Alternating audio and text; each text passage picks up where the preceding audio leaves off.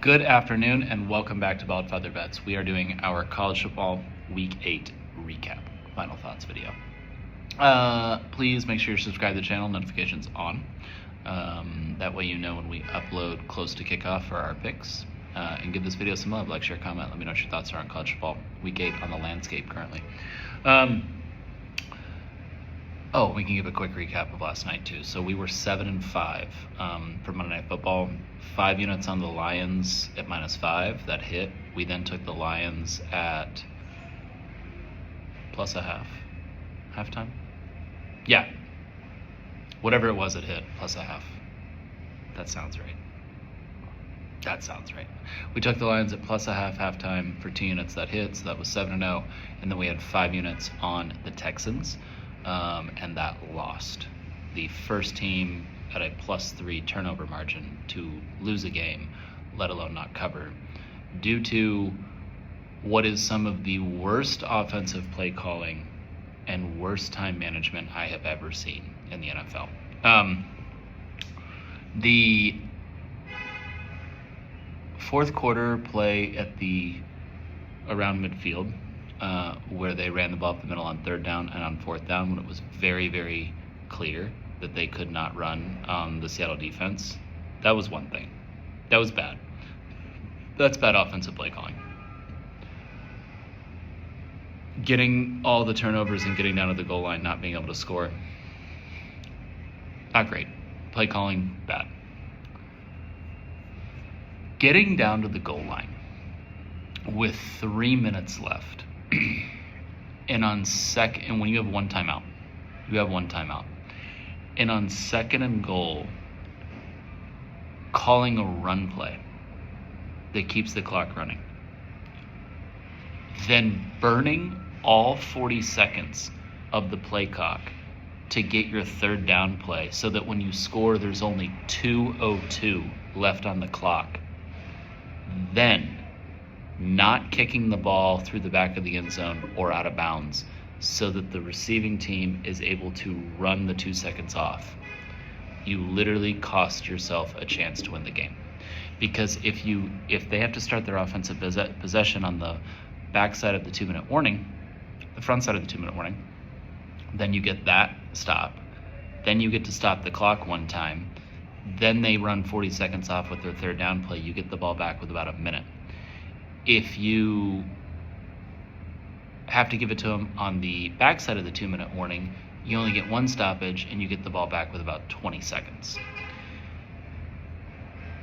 For DeMeco Ryans to be a head coach in the NFL and not understand that, and for Haley to be an offensive coordinator in the NFL and run that sequence of plays and not understanding that clock management, it's like basic fucking math, actually. It isn't like, you don't even need to be smart. You don't need to be intelligent. You just need to actually not be a moron. So, anyway, Texans deserved to lose that game. We did not deserve to cover due to their clock management, even though we were +3 in turnovers. So anyway, 7-5 yesterday, winning day. That's really all that matters. So, college football final thoughts. There really weren't that many bangers. We're going to start with Friday night with Miami-Louisville. I was very close to adding Miami after that game to my teams that could win the national title because I thought that their defense performed really well. I was on a plane when the game took place, and then I watched the film the next morning, and I've since rewatched it. I'm not there quite yet. I didn't really see anything that I was like super concerned about on the defensive side, but they also didn't give me the confirmation of, okay, they have a defense that you can win a national championship with. So we're holding off on them. Of the 3 teams that I have that I think can win a national title, they are the closest one to jumping in and being that 4th team. So we're still monitoring on that. Pretty crazy right now that Georgia Tech is favored to win the ACC and you can get Miami at a better price. I think what the concern is that given how easy these schedules are in the ACC, Miami now with that loss in conference may not make the conference championship game. So that's, I think, that's why you can get a longer price on Miami. So if you think that they can make the conference championship game, obviously they would be favored in said game no matter who they play. Now's not the worst time to make that bet if you want to do that. Coming into Saturday, nothing really surprised us. I mean, obviously we went 32-3 on Saturday, so you're not really surprised by any outcomes. Vandy did exactly what we thought they would do against an LSU team who has difficulty running the ball, and then was missing Whit Weeks, who is probably your main run stopper at linebacker. Going up, I mean, Whit Weeks is your number one counter to Diego Pavia from a defense to an offensive side, and he's out. If Whit Weeks plays in that game, probably a little bit of a different, I don't know if it's a different outcome, different game feel. So now we have Vandy with Missouri, phenomenal matchup. Vandy, as good as they are, and they're very good, I do not think they're a real contender to make Atlanta. I don't. I'm looking at some of their upcoming games. They're a 2.5 point favorite against Missouri. I think they're a 3.5 point dog against Texas. There's enough coin flip games there where I don't know if everything's going to go quite their way. We'll see what happens. Ole Miss, Georgia, that went exactly like we thought. Georgia, we said it 2 weeks ago, we're saying it again. If to beat Georgia, you have to beat Georgia.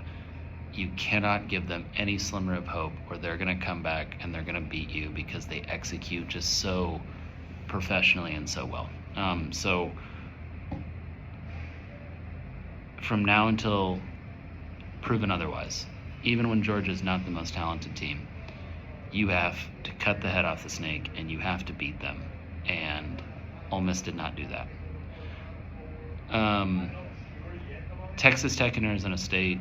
Texas Tech, I still think, is by far and away the absolute class of the Big 12.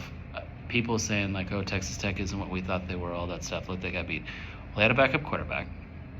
They played against the Big 12 champion from last season on the road. Most teams aren't invincible, including you, Ohio State. So it's just such a fickle nature of people. Texas Tech absolutely is still the class of the Big 12 right now, until we see something where they're at full strength and they get dominated, and I just don't see it happening.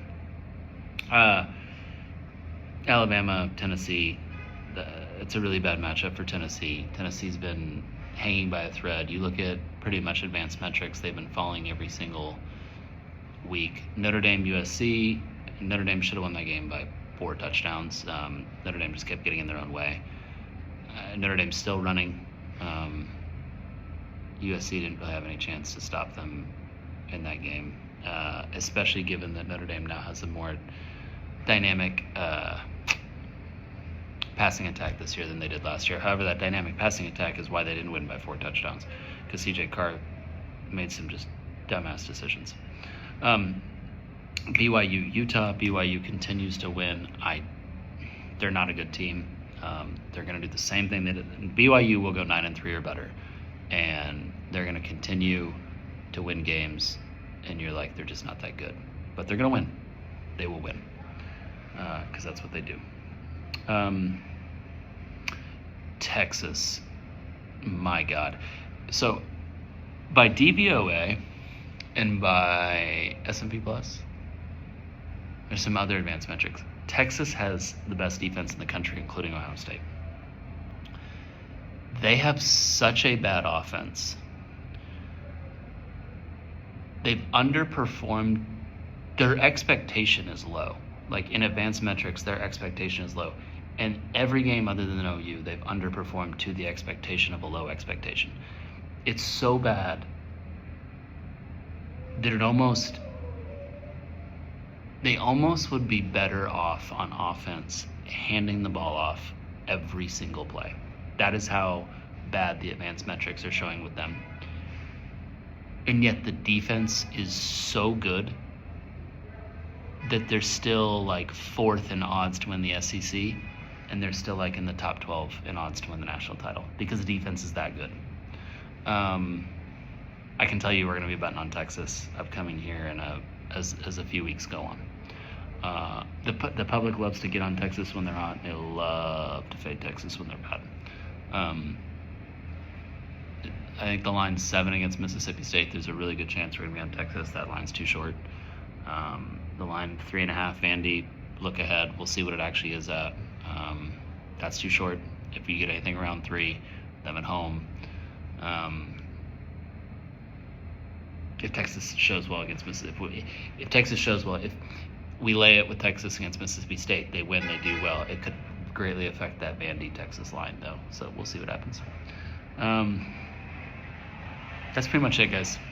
There wasn't a whole lot in college football this week. Everyone's like, "Oh my God, so carnage! All these teams lost." Not really. Like nobody who like you thought like wasn't gonna like. If a ranked team beats another ranked team, like that's not really carnage. Like Miami losing was kind of carnage, but I don't think so. We'll be back at you tomorrow for our NFL recap of Week 7. We'll be back at you Thursday for Thursday Night Football, and we have a few plays to lay on you before we get out of here. We're taking the Vikings +4 on Thursday Night Football. We're doing that for 3 units for now. May up that. We'll see what happens. We're taking LSU +3.5 for 3 units against Texas A&M. That's on Saturday. Love that one. And then we are taking the Jets +7.5 for 3 units against the Bengals on Sunday.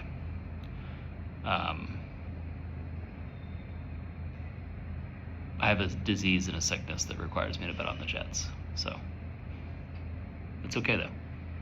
It's okay. I will not be cured of it. We will continue to throw money down the toilet on the Jets.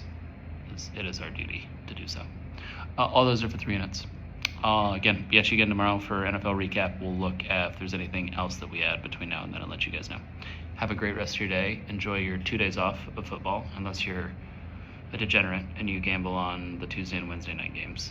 I don't recommend it, but I understand it. Other than that, have a great night. Stay safe out there. Get back at you guys later.